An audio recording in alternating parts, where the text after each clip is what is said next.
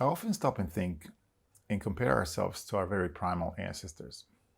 Have you ever considered what they looked like when they were eating? And what does it have to do with you? Well, let's find out. I'm Adrian Marcus, your urban rewilding coach.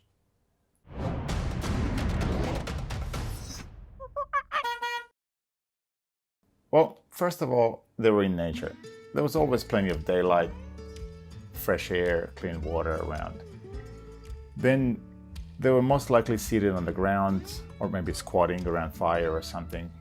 Every now and then there was a log or a rock you could sit on, but as you can imagine, the comfortable ones are not the easiest ones to find in nature. Then the environment was safe. You know, they were able to enjoy their food in peace. I can't imagine them, chewing on something while running away from a bear or a tiger. They were probably surrounded by family members, tribe members, and friends, so the conversations they had were pleasant and cheerful, and they were able to relax. They would learn to pay attention to their hunger and satiety signals. They didn't worry about diets and fasting protocols and so on. Nature took care of that. And lastly, they knew their food very well. They knew every single ingredient in the dish.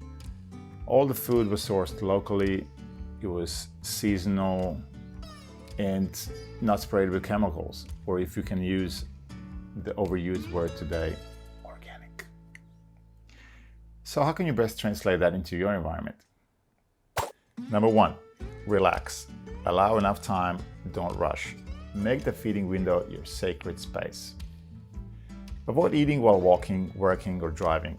Sit down and focus on the food in front of you. Find a comfortable position and relax all your muscles. Sit upright so the breathing can be calm through your belly.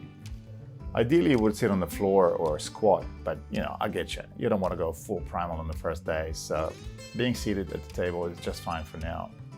We'll talk about sitting on the floor in another video. Number two, eat in a calm and friendly environment. If you can surround yourself with people whose company you enjoy, even better. Laugh and relax. Forget about the past and future. Enjoy the now. Have pleasant conversations and talk about the food too. No stressful and negative topics and passive-aggressive or condescending comments. There's no place for stress during eating. Find a spot with plenty of daylight. If you can, eat outside and take your shoes off. If not, see if you can eat somewhere where you can have a bit of a view. If what you see is nature, so much better. Resetting your eyes into the distance has healing and relaxing properties. However, if you're forced to eat in a small cubicle, try to bring a piece of nature inside. All the above rules still apply. Make it as calm and pleasant as possible. Or maybe just zone out. You can even try eating with your eyes closed. Number three, leave the technology for later. It'll wait, trust me. If possible, turn your phone off. If not, keep it silent. And definitely no TV in the background. The only exception might be some light music, especially if you have trouble zoning out in the middle of a noisy environment. Just aim to minimize distractions, that's all. As I said, feeding is a sacred time of the day. Treat it that way. Number four, try to avoid spreading your meals across the whole day, and especially no snacking through the night. If you can, try to avoid eating in the first 2 hours after waking up and 2 to 3 hours before going to bed. Eat slowly and only until you're 80% full. And carefully pack the leftovers for later. Bring awareness to how you feel after eating. And finally, number five, eat real, whole foods, not imitations of them. Be able to recognize all the ingredients in your dish and show the appreciation for the fact that they landed on your plate. Food is a precious fuel for your body and your mind. See, smell, and taste the food fully. If appropriate, eat with your hands. This will enhance your connection to food even further. Find the freshest local produce you can.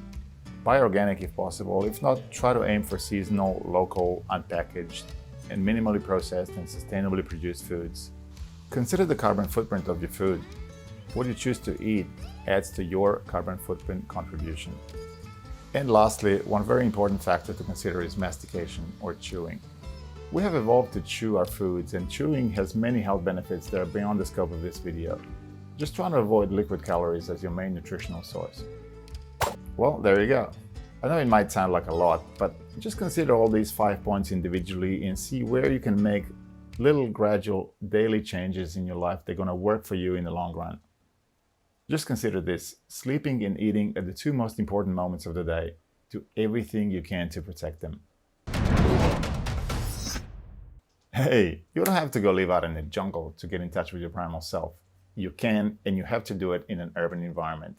Rewild yourself.